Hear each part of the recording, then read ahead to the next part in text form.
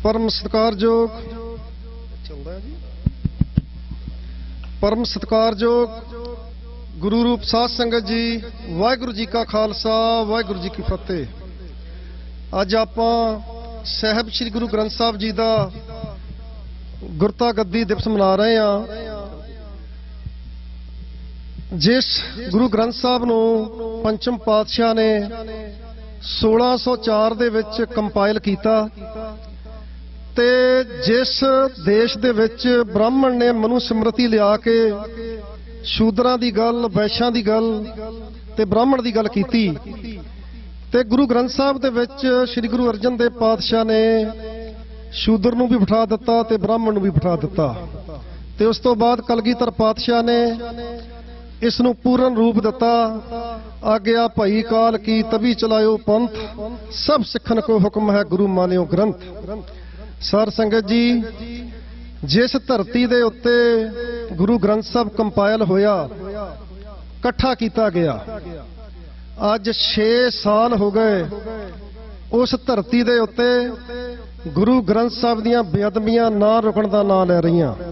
सरकारां चाहे पंथ दीयां आईयां, चाहे सरकारां उत्थे दुश्मनां दीयां आईयां जिन्हां ने तुहाडा कल तक सब ढाया, कोई भी तुहानूं इंसाफ ना दे सकिया। अज भी सरदार सिमरनजीत सिंह मान ने बरगाड़ी दे विच मोर्चा लाया होया। असीं किन्ने क मोर्चे लावांगे? 47 तो बाद जे तुसीं अज सारियां दा मुलांकन करो कि असीं किन्ने मोर्चे लाए, किन्नियां जानां गवाईयां। असीं 84 तो बाद भी जिहड़े मोर्चे लाए, साडे मिलियंस ऑफ डॉलर बाहरले सिखां दे लगे, जानां गईयां। किन्ना कॉस्टली ये संघर्ष लड़िया गया। हुण साडा किसानी संघर्ष चलदा। किसानी संघर्ष जिहड़ा आ वो तुहाडे बाहरले सिखां दी किरत दा करोड़ां रुपया उहदे ते लगा ते वो अज वापस ले लैणगे ते फिर 2 सालां नूं फिर ले आउणगे। मेरे तो पहलां सारे बुलारे गल करके गए ने।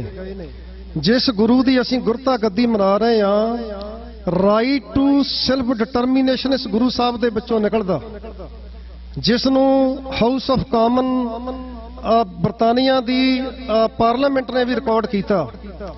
ये सारा कुछ जिहड़ा खालिस्तान की गल है, जिहड़ी साडी आज़ादी की गल है, ये सानू गुरु ग्रंथ साहब दे विचों निकलदी आ।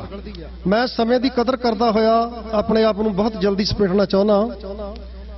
असीं पिछले साल श्रोमणी अकाली दल अमृतसर वालों इन्हां बेअदबियां नूं मुख रखदे होए एक न्यू जर्सी स्टेट दे विच रेजूलेशन सैनट दे विच पाया गया सगा, जिहड़ा कि न्यू जर्सी दी सैनट ने ते इस साल असैंबली ने भी सेम उसनूं जनानी मसली पास कर दिता सी कि गुरु ग्रंथ साहब जिहड़े सिखां दे लिविंग गुरु ने ते सिख एक बखरी कौम है। जदों असीं उस रेजूलेशन दे विच आर्टिकल 25 की गल कीती, सर संगत जी, इंडियन कौंसलेट ने अपनी इन्वॉल्वमेंट कर दी कि इंडियन के संविधान की गल हो रही इंडिया दे। उस तो बाद जो मेजोरिटी सैनट ने सानू बुलाया, उन्होंने कहा जी गल तो हुण इत्थे अड़ गई आ, इहदे ते इंडिया की एम्बेसी ने ऑब्जेक्शन ला दिता।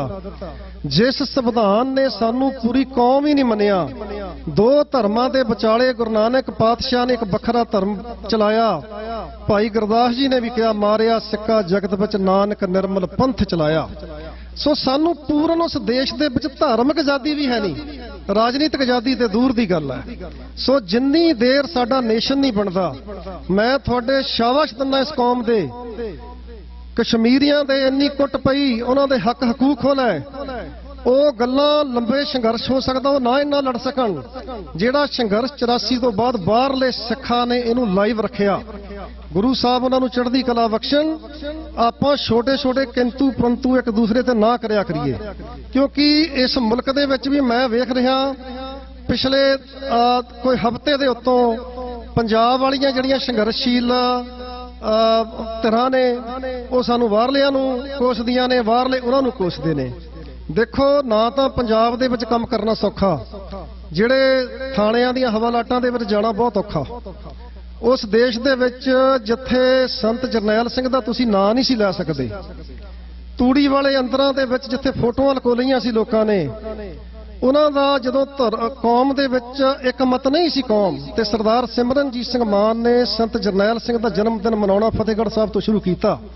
जिस दिन पहला जन्म दिन मनाया गया 500 का कट सी ते 500 तो वध फोर्सेस सीगियां, ਜਿਨ੍ਹਾਂ ਨੇ ਪੋਸਟਰ ਬਣਾਏ, ਜਿਨ੍ਹਾਂ ਨੇ ਬੈਨਰ ਬਣਾਏ, ਸਾਰਿਆਂ ਤੇ ਮੁਕੱਦਮੇ ਫਾਈਲ ਹੋਏ। ਪਰ ਅੱਜ ਪ੍ਰਾਊਡਲੀ ਜਿਹੜੇ ਤੁਹਾਡੇ ਬੱਚੇ ਨੇ ਉਹ ਆਪਣੇ ਮੋਬਾਈਲ ਫੋਨਾਂ ਦਾ ਸ਼ਿੰਗਾਰ ਬਣਾ ਰਹੇ ਨੇ ਸੰਤ ਜਰਨੈਲ ਸਿੰਘ ਨੂੰ।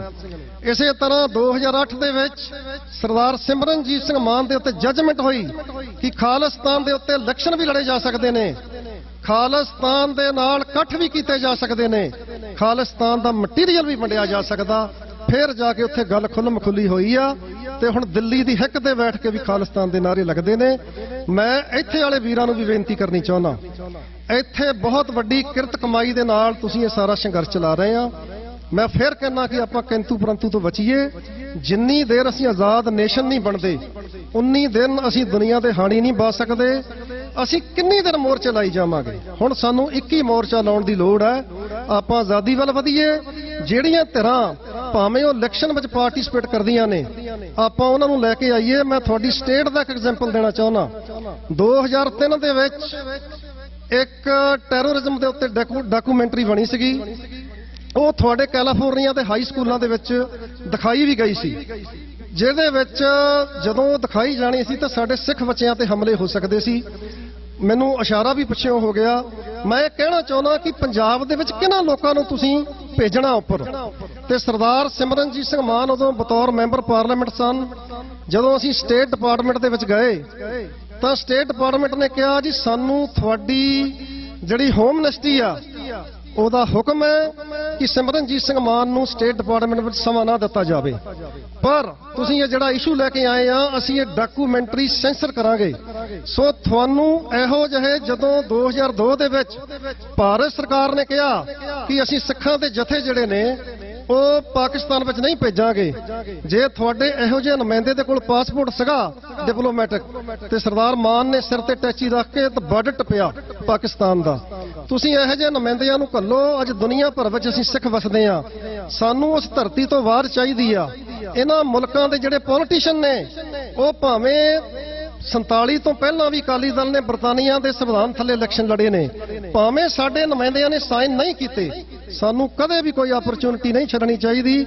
ਅਸੀਂ ਇਹੋ ਜਿਹੇ ਨੁਮਾਇੰਦੇ ਭੇਜੀਏ ਕਿਉਂਕਿ ਇਹਨਾਂ ਮੁਲਕਾਂ ਦੇ ਵੀ ਜਿਹੜੇ ਪੋਲੀਟੀਸ਼ੀਅਨ ਨੇ ਜਾਂ ਲੀਡਰ ਨੇ, ਕਾਂਗਰਸਮੈਨ ਨੇ, ਸੈਨੇਟਰ ਨੇ, ਉਹ ਤੁਹਾਡੇ ਜਿੱਤੇ ਹੋਏ ਅਫੀਸ਼ੀਅਲ ਨੂੰ ਹੀ ਪਹਿਲ ਦੇਣਗੇ ਤੇ ਉਹਦੀ ਗੱਲ ਸੁਣਨਗੇ।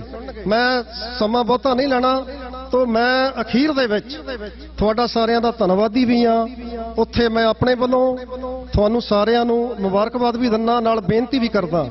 ਖਾਲਿਸਤਾਨ ਦੇ ਨਾਮ ਦੇ ਉੱਤੇ ਸਰਦਾਰ ਸਿਮਰਨਜੀਤ ਸਿੰਘ ਮਾਨ ਦੀ ਕਲਮ ਦੇ ਨਾਲ 80% ਜਿਹੜੇ ਕੇਸ ਨੇ ਉਹ ਕੈਲੀਫੋਰਨੀਆ ਦੇ ਵਿੱਚ ਹੋਏ ਨੇ। ਸੋ ਮੈਂ ਸਾਰੇ ਵੀਰਾਂ ਨੂੰ ਬੇਨਤੀ ਕਰਦਾ ਆਪਣੀ ਜ਼ਮੀਰ ਨੂੰ ਆਵਾਜ਼ ਦਿੰਦੇ ਹੋਏ, ਕੱਲ ਨੂੰ ਸ਼੍ਰੋਮਣੀ ਅਕਾਲੀ ਦਲ ਅੰਮ੍ਰਿਤਸਰ ਦਾ ਫਲੋਟ ਲੱਗ ਰਿਹਾ, ਜਿੱਥੇ ਉਸ ਫਲੋਟ ਨੇ ਸਿੱਖਾਂ ਦੀ ਆਜ਼ਾਦੀ ਦਾ ਸੁਨੇਹਾ ਦੇਣਾ, ਉੱਥੇ ਗੁਰੂ ਗ੍ਰੰਥ ਸਾਹਿਬ ਜੀ ਦੀਆਂ ਬੇਅਦਬੀਆਂ ਦਾ ਸੁਨੇਹਾ, ਉੱਥੇ ਬੰਦੀ ਸਿੰਘਾਂ ਦਾ ਸੁਨੇਹਾ, ਉੱਥੇ ਫਾਰਮਰਾਂ ਦਾ ਸੁਨੇਹਾ।